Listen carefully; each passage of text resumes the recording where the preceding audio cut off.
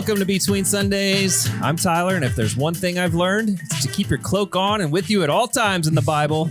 Today we're talking prequels to Exodus through the story of Joesph. But before we compare Potiphar's wife to Jar Jar Binks, now that they've intended to harm me, God has intended it for good. So let's welcome in our favorite co-hosts, Maren and Barry. Good day, guys. Here we are. Hello. Hey. Good day. My biggest question, we're going to start off real quick. Maren, do you know who Jar Jar Binks is? An abomination.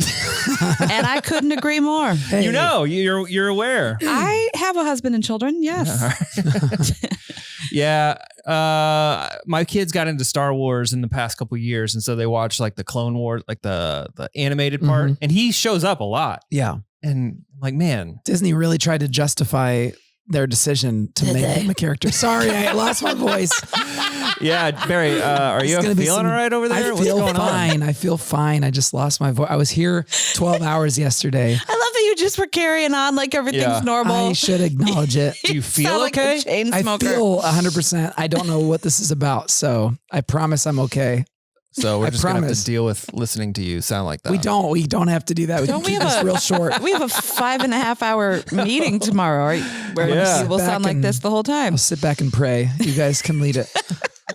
Oh man, this just happened. Like literally at lunch, I noticed that my voice was leaving me. Yeah. What? So you had a long day yesterday. Other than that, anything else? Like, did you go to like a concert or? No, I was like, I preached. Then I like went to the show and I was hollering and hooting and hollering and loving the show. And then I went and taught at Merge and probably sang at Merge. I don't know. There's no reason for it. Again, I feel fine. So, okay. Yeah. All right. Well, we'll try to move past that. We'll be all right. I'm sorry, friends of the pod. It's not the ideal like audio experience. Yeah. It's going to be fine. Back to the Jar Jar thing though. I had dinner with somebody last night who defended Jar Jar. Oh. I think among younger generations, Jar Jar's just okay. I think it's the people like us who grew up with the original trilogy for whom Jar Jar is an absolute abomination. Yes. I'm going to Google defense of Jar Jar. There's a whole community of people who have created like a bunch of theories about why he actually is great. And there's a whole theory that he's actually like a Jedi master. Because if you look at all the things that happen, like he never gets hurt despite his complete, seemingly like idiotic buffoonery. He never gets shot. He never gets, so they basically are saying, actually, it's all intentional. It's like it's like the, like a drunken samurai, like, kind of kung fu type thing. It's just his way of. I think it's his voice. His voice is what's super annoying. The whole thing is super everything annoying. about him. Yes. It's the way he looks. It's all of it. Yeah. Maren, what's new with you? I don't know. You're catching me totally off guard. Oh yeah, I'm so sorry to drop that question every time. I'm sorry. I guess there's just not a whole lot new. I don't think. I mean, you went to every show. I did go to every show of Joesph and the Amazing Technicolor Dreamcoat. I did. My son tickets still available, by the way, for this coming weekend. In fact, they are. gracechurch.us/theater. And you also should go to every show. Yeah, I haven't been yet. There are nuances from show to show. And like I saw opening night, it was awesome. But then there were like slight little changes to the scenes that would happen on each performance I have seen has progressed in a way where I'm noticing little differences like intentionally? Here and there. Or like you think they talked about it after the fact, or is it just kind of I guess I don't know. I wish Amy was here to ask that question. If this is something that, she's giving them points on. I think some of it is actually the actors themselves just kind of coming up with these little nuanced ways of delivering lines or things like that are slightly different show to show. And I love stuff like that. I'm totally noticing it. Yeah. So I haven't been able to go yet. My kids were sick this past weekend and Lauren ran a mini marathon. And so I was not ready to go, but we're going to go twice this coming weekend. Nice. I've seen pictures and videos, obviously, and it looks really good. It's so good. The makeup looks great. The costumes look great. The whole show is so excellent. Colorful. And here's what I'll say. Man, sorry guys about the voice. I listened to the soundtrack when we first found out that that's what we were going to be doing. When Amy told us that this is the musical we've chosen, I listened to the soundtrack and I was like, I hate this. Yeah, this is a big deal for you because you've been very skeptical. Yes, but I actually have loved the show. I've seen it 3 times now, and I loved everyone. What changed your mind? Like what switched you? They just did such a great job. It's like It's like the best possible performance of a terrible musical. Oh my goodness. Just kidding. Tickets are still available, so we wouldn't want to say that till tickets are sold out. I'm serious. It is so fun. And it's like, it's colorful. There's just surprises. There's like really funny moments. And it's just the way that they put it together. It's just excellent. And everybody, there's literally at the end of the show, everybody has a massive smile on their face. And I like have hurt my hand from clapping along. Oh, wow. Yeah. On the other hand, Marin's comment on Facebook said you cried through it. I did. Well, I cried on opening night. I've seen this show on Broadway in Chicago with Donny Osmond in the lead role as Joesph. And I saw it. I saw Joesph for the first time. Big shot. With my grandma. I saw Joesph for the first time with my grandma who passed away about a year and a half ago. Mm-hmm. And so the show will forever remind me of her and that experience that we shared together. And she was a Donny Osmond fan. So just that, what a precious experience that was. Except I was real young and the scene with Potiphar's wife was especially spicy on Broadway in Chicago. It is a little less so. We have tamed it down for our purposes here, but that's something I will never forget, sitting next to grandma going like, oh my, what's happening here? And then I saw the show in a community production where my mom was the narrator and she also was Potiphar's wife. So I just have a lot of experience with the show, a lot of memories tied to the show. And I knew that hearing the songs would bring back some of those memories and some of those emotions. And so the opening night I sat by myself, which was probably the right thing to do because I just wept. I just cried. Yeah. It's happy tears, good tears. But I will say, having seen the show a few different times, both professionally and an amateur production, community theater, the spin that Amy has put on this show, I can point out things that are uniquely Amy. That was Amy's idea. And it's so cool. Yeah. Or even the set design that was all the mind of Ryan Mickens.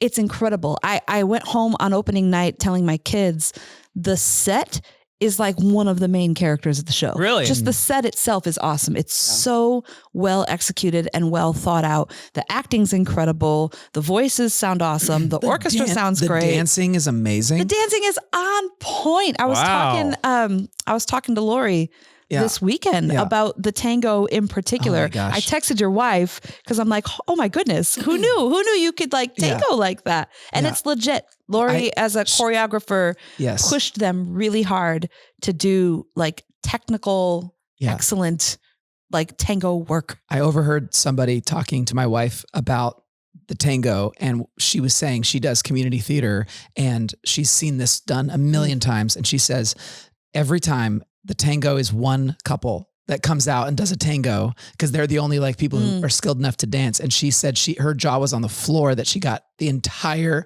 12 husbands and wives or 11 husbands and wives to do it. And it's true. It's really, really amazing. And I'm so proud of Liv. She's unbelievable in the show. And I'm like, you were literally born for this. And her first time like on the stage was Little Mermaid a couple of years ago. So, and she doesn't have any lines. Right. But she steals the show. I think so. I think she does. I mean, my eyes are fixed on her the whole time. So we get this every time we do a show. People come to the show and they're like, I had no idea it was going to be this good. Like I saw a number of comments. It's like, this is an amazing show, professional quality for not professional prices. Like $16 tickets. So if you've already seen the show, go again, bring other people. Like really, that's kind of why we do it. But we hear it every time. It's like, you hear that a church is doing a show or you see it on a social calendar or whatever. And you're like, lower your expectations a little bit, but that's just never ever the case. Raise your expectations. So my neighbor Bill came, he invited two of his friends to come. You're really old veteran. Yeah. We could talk about that. Vietnam veteran neighbor. I called him, I referred to him as old and everybody gasped. Like of course. And I was like, I don't know. On Veterans Day. Okay. True. I learned my lesson. It only happened at 11. So if you're at 9:15, you missed the moment. I learned my lesson, but I also want to just defend the fact that if you served in the Vietnam War, I'm sorry to tell you, you are old. Barry, you're going to double down. Yes. I felt embarrassed. Do you think someone in their 80s is not old? Is that not a fair assessment? I think age is a matter of the heart. I think our culture is youth obsessed, and this is the symptom of it. Anyway, he invited 2 of his friends to the show because he had such a great time last year. And at intermission, they were looking at each other saying, "Well, let's come next weekend." Yeah, that's great. See it again. Yeah, so it's so much fun. Yeah. It is. It's a shot of dopamine. It's just so much fun. I couldn't sleep after opening night when I went home, and I think it's because of just the visual spectacle of it all. Yeah. And just it was awesome. Cool. All right. All right. I got one update. Well, 2, but I'll share one because this is breaking news. This is hot off the press. Like how many minutes ago? Like 20. Oof. Whoa. Oof. So, all right. So it's a Monday that we're recording this, and this will come out Wednesday. So this will be 2 days old by then. But about 3 days ago, Lauren and I had a conversation with Milo saying, because his friend gets sent to the principal's office often. And we're like, hey man, that's a line you don't want to cross. He's in kindergarten? He's in first grade. First grade. Wait, yeah, he's in first grade. Already running with the wrong crowd. Yeah, his friend just like goofs around or whatever. And so like, hey, neither one of us ever got sent to the principal's office. Like I've been through a lot in school and I never got sent to the principal's office. So if you go to the principal's office and you're in first grade, going to be a problem. Yeah. And smash cut 20 minutes ago, got a notification. Lauren sent me a text saying Milo got sent to the principal's Oh no. But I need more details because I just had that one text and my only response was, I bet he's crying. Like, I bet he's so scared. Well, now he thinks his life is going down the tubes. He thinks he's in big What if he big was falsely accused? What if he's Joesph? And he's maybe. Just I'm going to have to get more details and report back. But the rule, I guess, is you can't talk at lunch. And he talked at lunch. Like, if there's any place to talk, I feel like it would be at lunch. I had that rule in like second grade. You can't talk at lunch? It was really weird. That's the place for socialization. Yeah. So Prime I guess time. the rule is like, there's like a couple minutes where you can talk and then you eat your lunch in silence. And then when you're done, you put your head on the desk or the table. No. And he didn't do that or something. I don't know. Wow. But he had to go to the principal's office. And I think Lauren described it more as a timeout than a talking to or whatever. Wow. So he just like sat outside the principal's office, Sure. but he's like super scared. So I'm taking suggestions from friends of the pod. If you've got any like punishment suggestions for first graders. Yeah. First grade, first time offenders that have been threatened. You don't think that's punishment enough? What he's already How experienced? scared he is. Yeah. Yeah. He's like, wait, she said he's waiting to tell me. Like he's like waiting for me to get. Wait till dad gets home. Wow. Yeah. She said he walked in and immediately told her, like, usually he has nothing to say after school, but he was like super confessional. But had to just get it off his chest. Yeah, man, Are you about to use the line, "I'm not mad, I'm just disappointed"? Oh yeah. That might come out. The classic. Yeah. That might come out. So that's what's going on. Other thing, big ups to Lauren, who finished her second mini marathon this past weekend. That's awesome. Yay! She's been training for a long time, and the rest of us in our family almost missed all of it because she's been training for a long time, and she's like, hey, you guys should come see me run. And obviously there's it's 13 miles. Like you can find a point on the course to see your person running. And we went to this. So I guess now like you have an app that tracks your runner's bib. Yeah. And so people who want to figure out where you are and what time, how much time you're making up or whatever can follow you. And so we're like, all right, this is the perfect spot. The roads are kind of closed, but we'll just walk from the closure to the corner of where she'll be running by. So we're standing there for like an hour because we know she's going to be there. So we're standing there for like an hour. We've got the kids all made signs ready to go. And I'm following on the GPS. And the kids, we've been there for an hour, so they're like over really it, and bored. it's cold. They're restless. And so like Lou was holding the sign like upside down or like backwards, and I was like, guys, she's coming. Like get your stuff ready. Like pick it up and let's like put on a good face and we're gonna cheer. And I'm like paying attention to them, and I look at the app.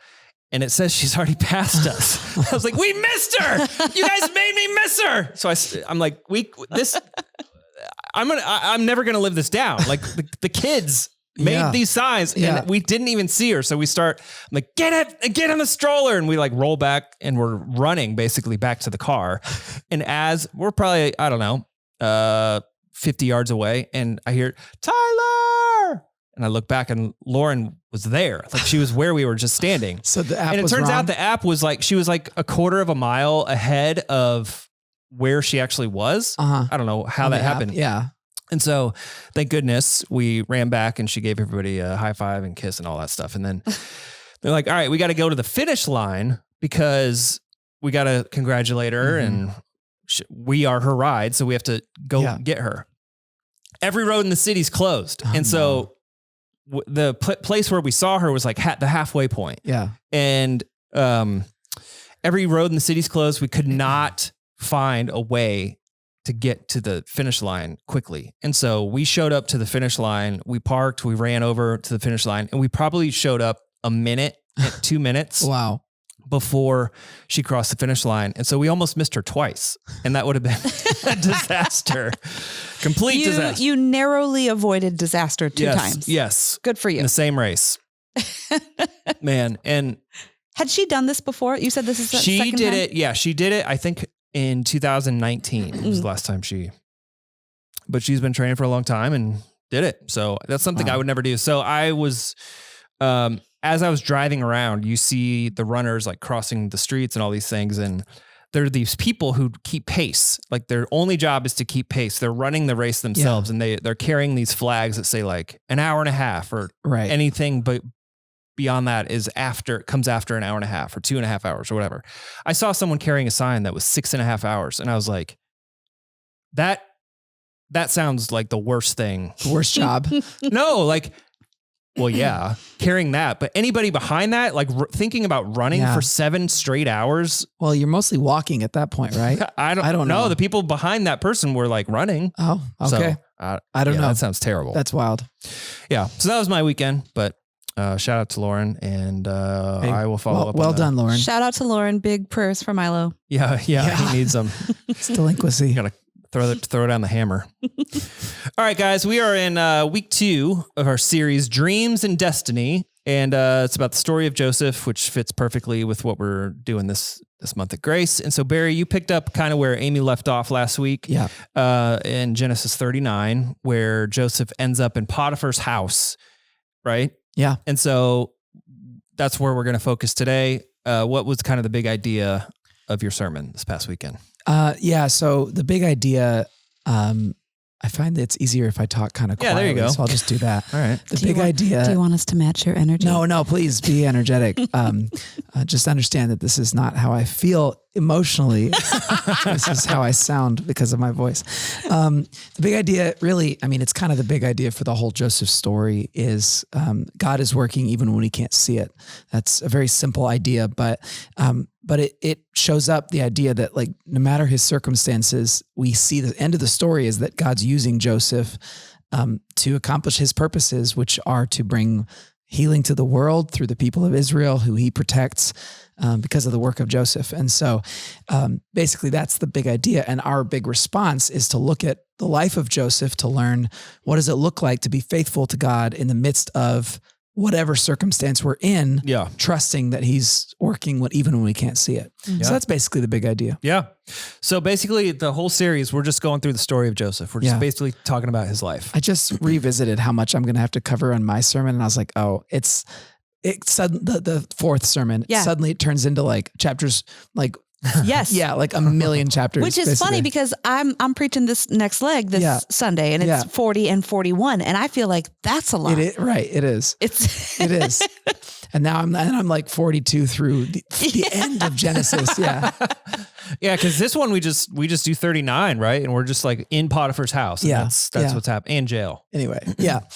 We're walking through the whole story basically. All right. So, picking up where we left off last week, Joseph's kind of flourishing a little bit. He gets bought by, he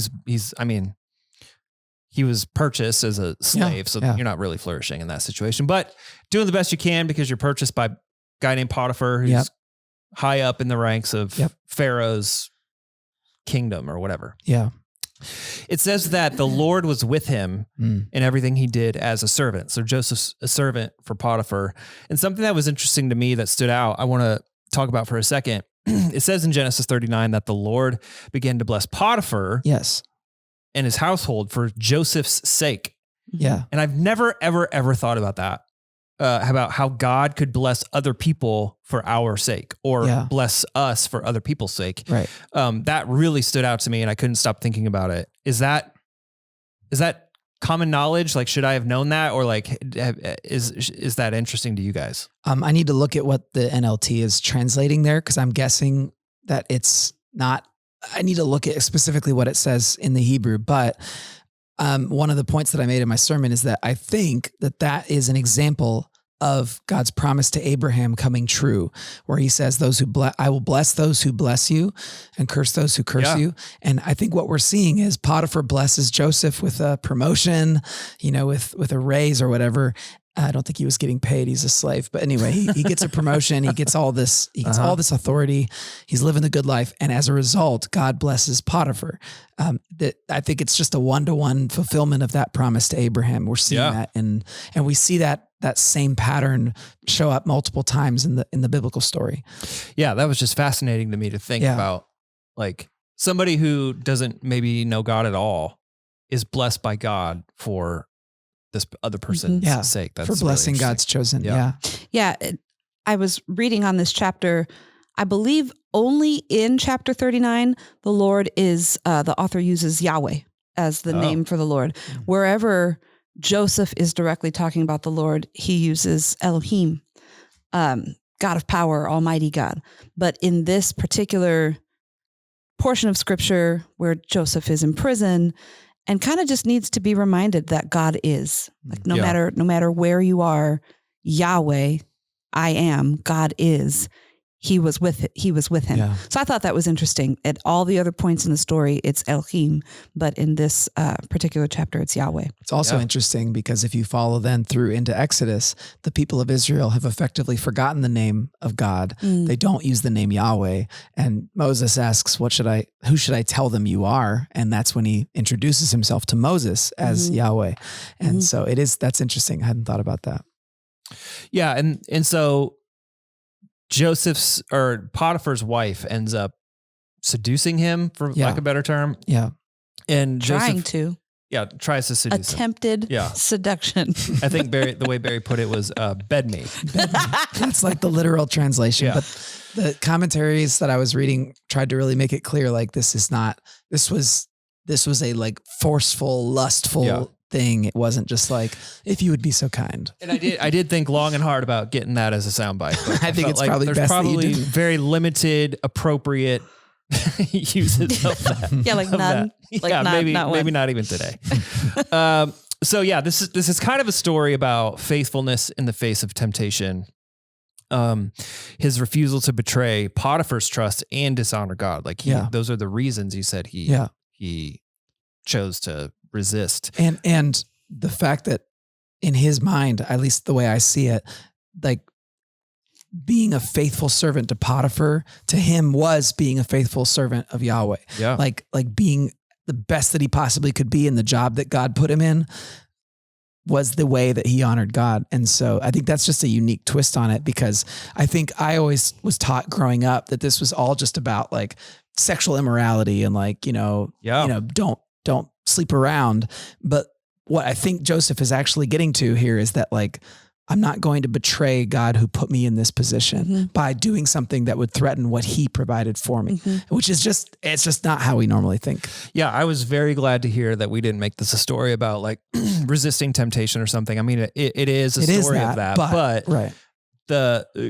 Talking about how it's a story of faithfulness and loyalty to Potiphar, but ultimately faithfulness to God. I was really intrigued by hearing the story in that lens. And we skipped over chapter 38, but it really, the story of chapter 39 of Joseph's sexual integrity stands in sharp contrast to that of Judah in 38, who does not have sexual integrity. Right. And so really those stories are right next to each other to kind of exemplify, hey, Joesph was a righteous man, a noble man, and did what was right in God's sight, while his brother did the exact opposite. Right. Exactly. When did you know you wanted to talk about this in terms of like prequel, like using that kind of language? Because you're right. I've never thought of it that way. Like prequels, obviously you have bits and pieces of the story. Right. Maybe you know how this is going to end. You know where things are headed. Yeah, you know how it's going to end, and this story kind of fills in some of the gaps. But it is that if you think of it in terms of like where we're ultimately going in the overall narrative of Scripture. It wasn't until I started writing it that I was like, oh, and it really came down to two things. One, like what makes the story engaging is that we do know where things are headed. If it was just a random story, I don't think we'd care that much, or we'd be like, oh, okay, now he's in jail again. It's like, wait, but how is God going to come through for him? How is God going to get the Israelites to Egypt? If we know that's where things are headed, it becomes more engaging. The other thing is just the recognition that came to my mind of like, Exodus is actually it's actually in some ways the first book of the Bible in the sense of when things were actually written down. And so Exodus being kind of the foundation story of the nation of Israel, that it's like the foundational narrative that kind of defines them as a people, and it includes the law and all of that. Genesis is put first because chronologically the story leads up. It starts with the beginning of everything. But it seems to me, based on the evidence that I've read and seen, that like Exodus is older. And so because of that, it's just an interesting thing to consider. Like perhaps there was a time where the Israelites had Exodus, but Genesis was hot off the press, and reading that story or hearing that story for the first time, they would have known they would have known the original trilogy, but they wouldn't have seen the prequels. Yeah. So who's the Jar Jar Binks of the Joesph story? Probably Judah. The baker. Oh, the baker. Yeah. Probably be like the Nephilim or something like that you're like, what is this again? All right. So Joseph's seemingly doing well until the stuff with his Potiphar's wife starts happening. But to this point, he's been abandoned by his brothers, sold into slavery. He's in a foreign land, and he's literally serving someone and being blessed in that work. Yeah. And as I've been paying attention to this series and the past couple of weeks of sermons, I couldn't help but think of Jesus in this. Like so often we refer to Jesus as the suffering servant. Yeah. And Joesph, despite being blessed in his role, has suffered. Like this is a story about suffering. And we'll find out later in the story, he continues to suffer as he serves. But what was that? And do you think that was super intentional in the writing of being like suffering servant mirroring Jesus? Someone who's done no wrong. Yeah. Yeah. I think, I don't know that the author of Genesis had Jesus in mind, other than the Spirit breathing through him as he wrote, or probably him. I don't know. But or them, I guess it's a community. Okay. Anyway. But I do think that there is this theme that gets developed and picked up by Isaiah, who wrote kind of the most famous suffering servant prophecies, that's all throughout the Old Testament, of the faith, the ones who are kind of faithful to God's call, the ones who most dedicate themselves to his purposes in the world instead of going after their own desires, often are the ones who suffer unjustly, or who face hardship, or who are rejected by the world. And yet they are the ones that God uses as his instrument of salvation. And so Joseph's a very early example of that.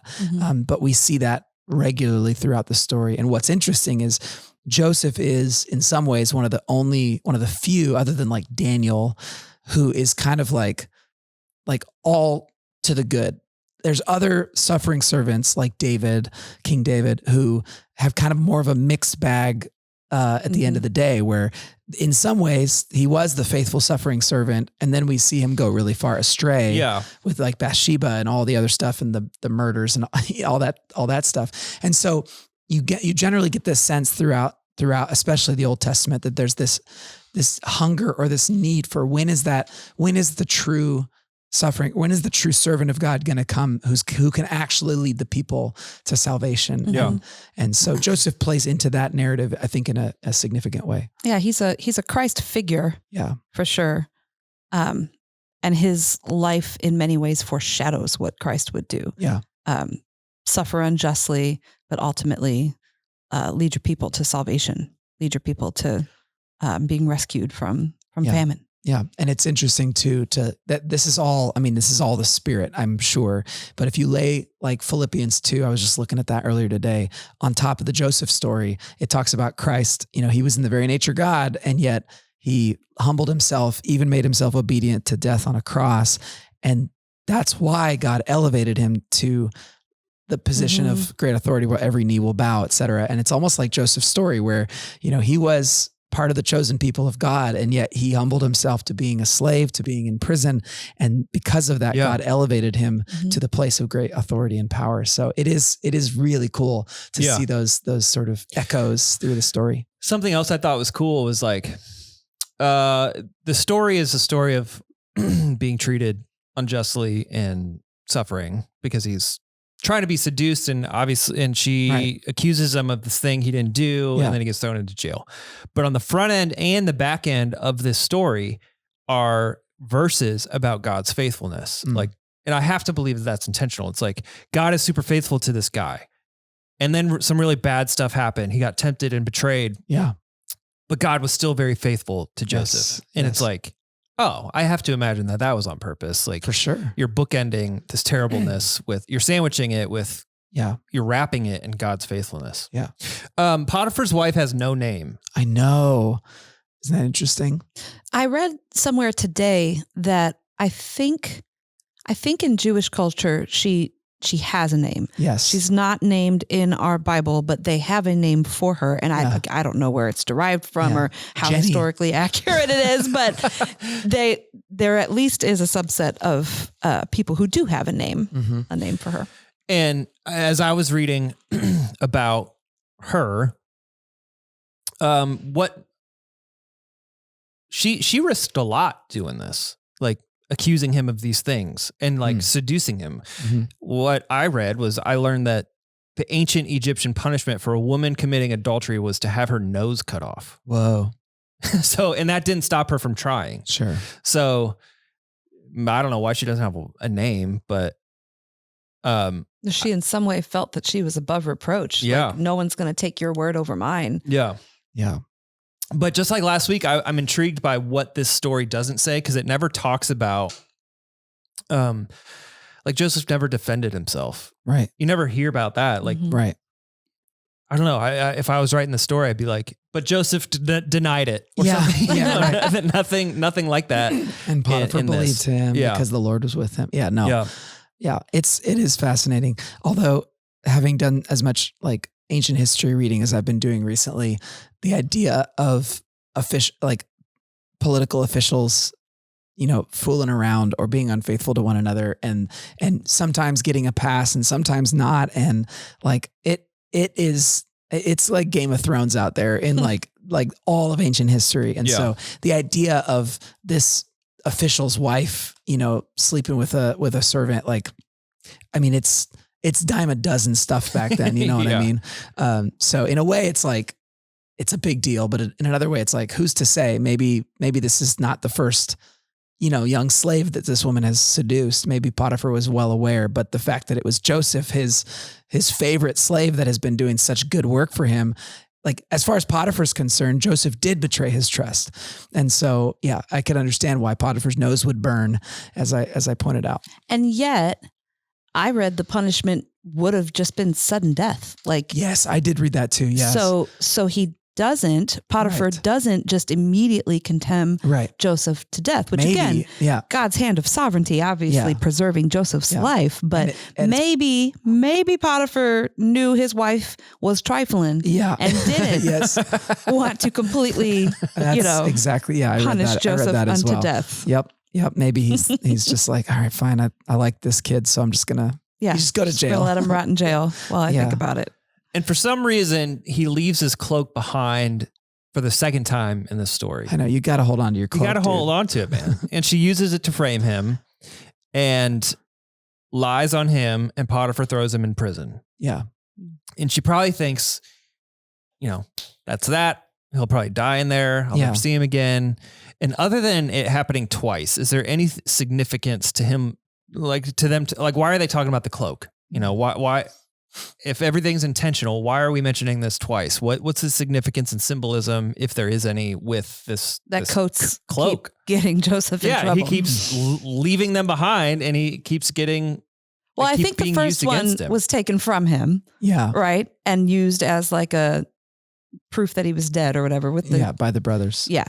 And the second one, I don't know. When I read that, I see his, I think it's to show us how quickly things took place. Like he ran out of there. Yeah. It was a chaotic scene.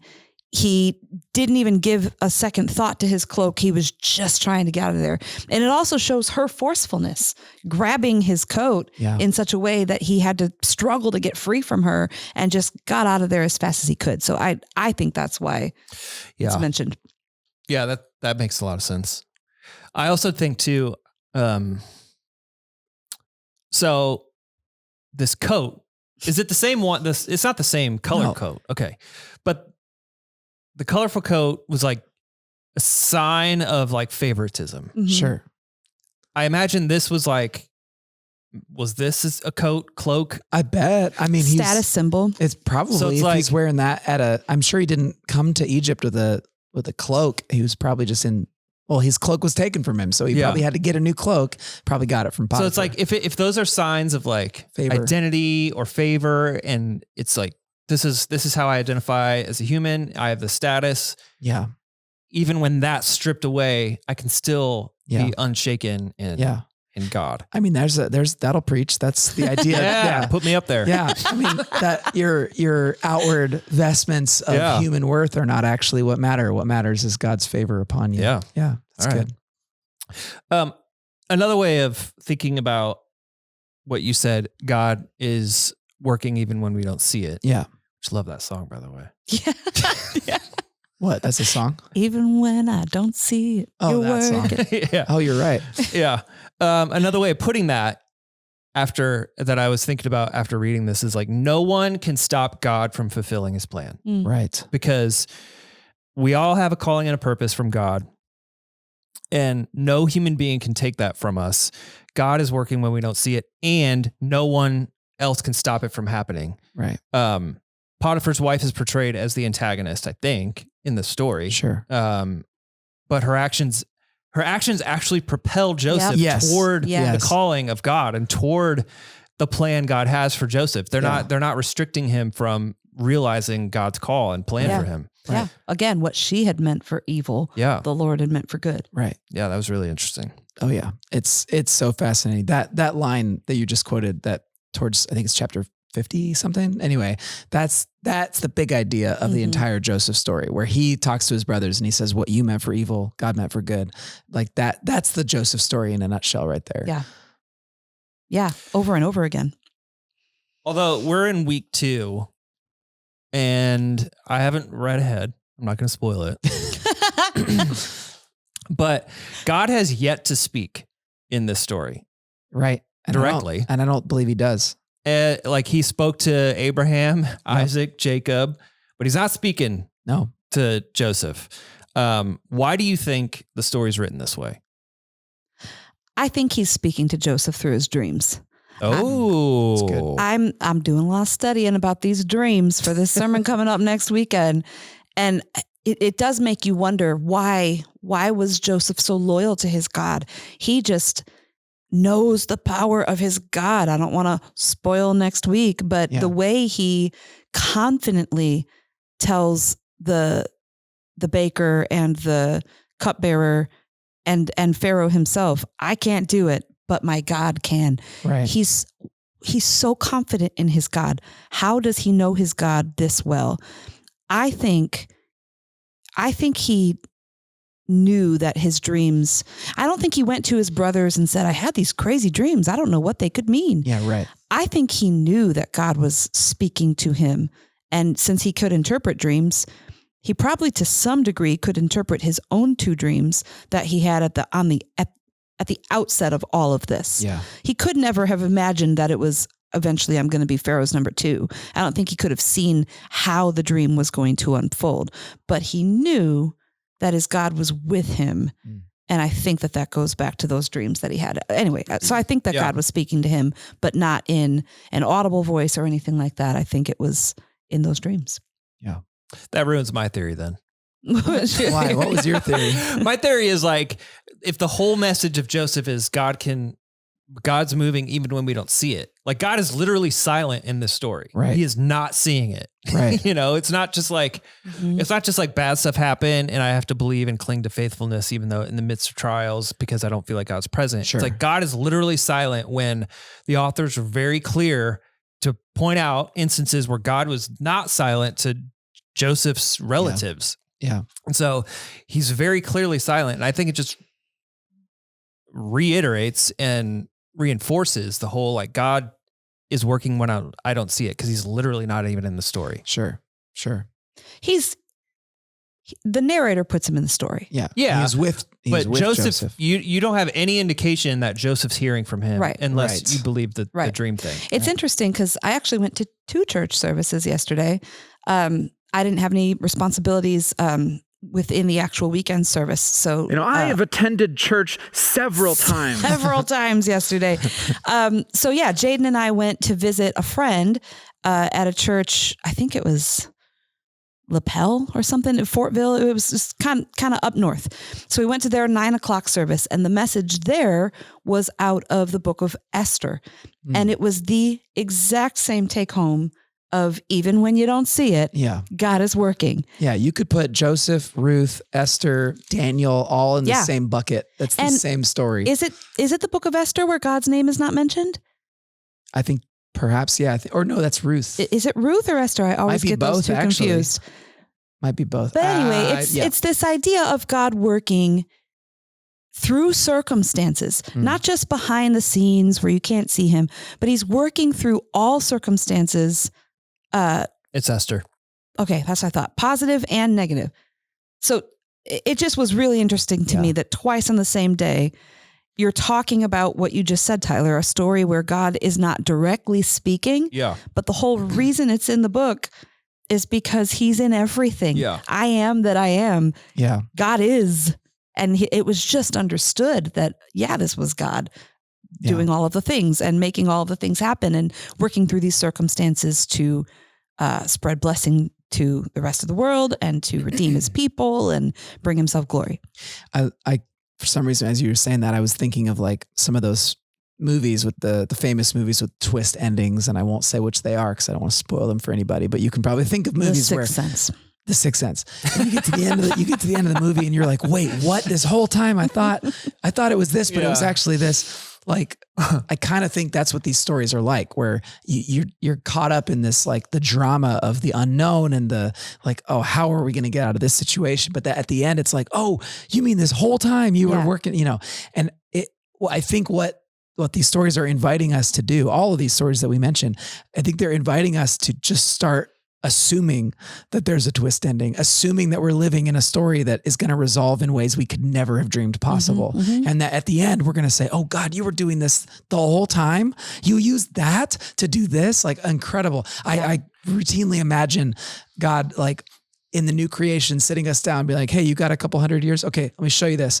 And we will, because of eternity. And he'll be like, and he'll just like map out all the things that he's been doing through us. And here's every little detail that I used from your life to touch this person's life. And then look how this branched off. And then, he'll walk us through the whole thing and we'll just be in awe. Or here's how I was training you for this thing that you couldn't have seen coming. I was actually just talking to my son about this. I might have mentioned this on the pod. I can't remember, but I've been thinking about that idea in light of my own life and circumstances that I've faced in my life. They went to a small Lutheran school, private school, which required a lot of parental participation. And so I was the school's janitor. That's how I was able to afford their tuition.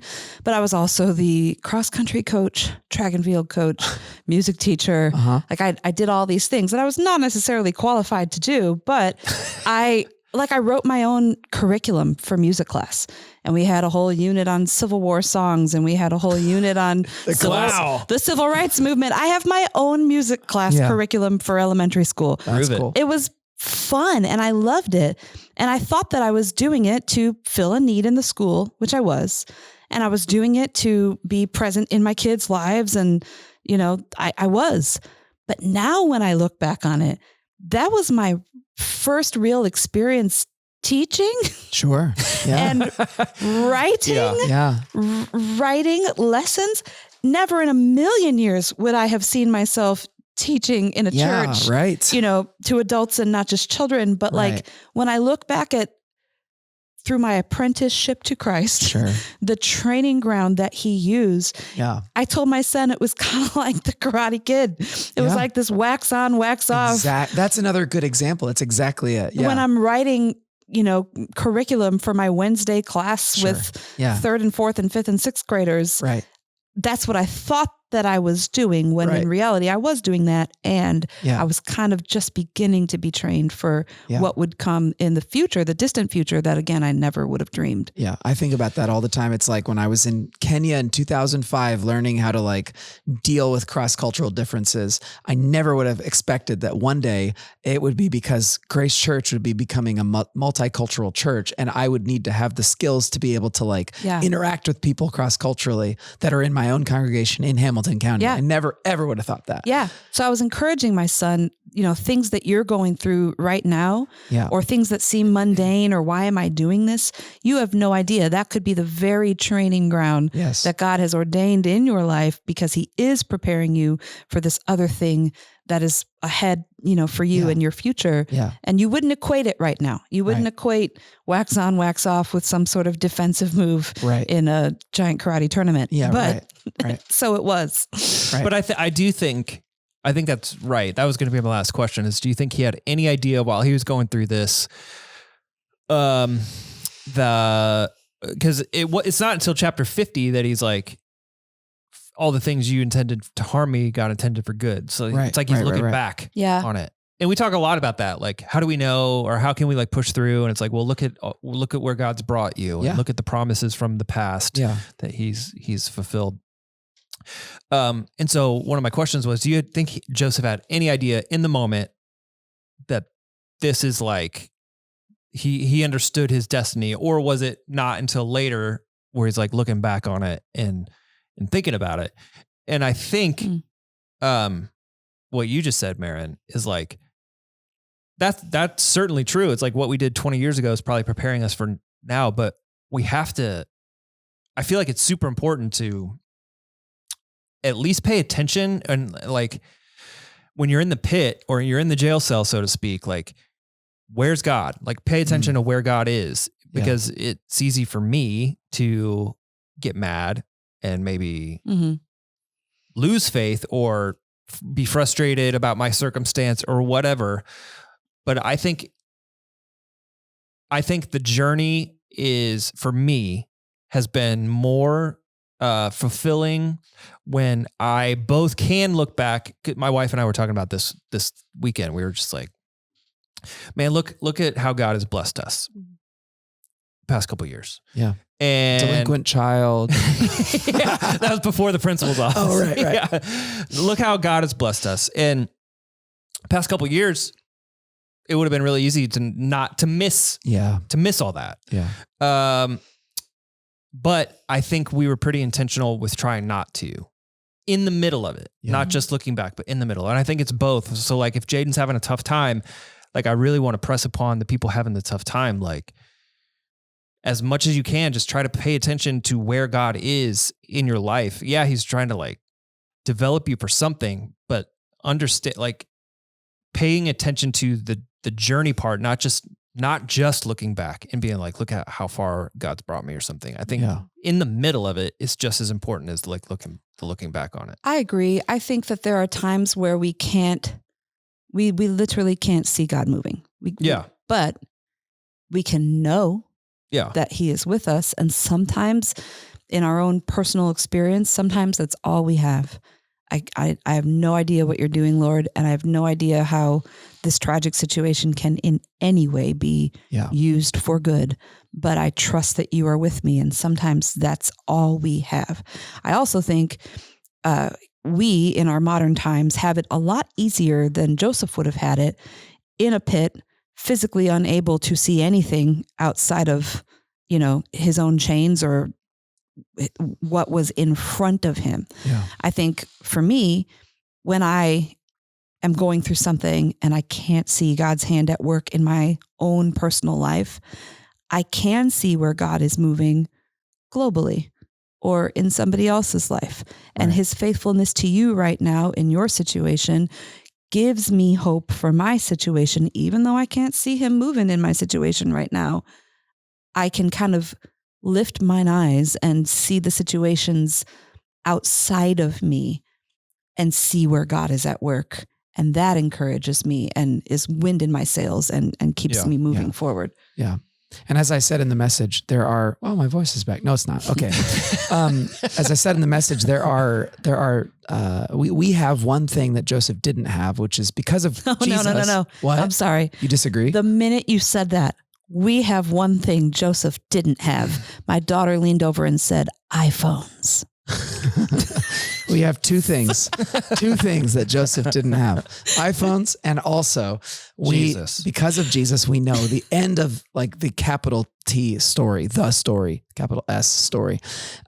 We know where things are ultimately heading. We don't have to wonder how God's promises to Abraham are going to be fulfilled because we already know the answer and they're already happening around us.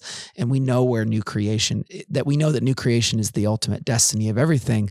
We still don't know how or when and exactly like how we're going to get there, but we know that we are in the process of getting there. And so because of that, I think we can have another layer of confidence added on to the trust that we have that God is working. We can also have the hope that is given to us through Christ because we've already seen the end of the story written. Yeah. So, and Joesph, we'll get to this more next week, but he remained faithful. The tasks that were set before him while he was in prison, he just kept doing them. He kept doing the right thing, remaining faithful to his God. He gave his God glory when the two people in prison with him asked him to interpret their dreams. He says, I can't do it, but my God can. The interpretation belongs to God. He remained faithful in that season. And, as I think about the conversation you and your wife must have been having, look at what God has done and look at what he's brought us through, or just look at his faithfulness to us. The two of you remained faithful to him. Yeah. With one foot in front of the other every day, everything that was put before you, you remained faithful. That's the lesson of Joesph. Mm. Yeah. I think that's what I'm talking about, like paying attention to the moment, because you're right. Like there were definitely times where it was like, I have no idea. I can't see or feel God at all.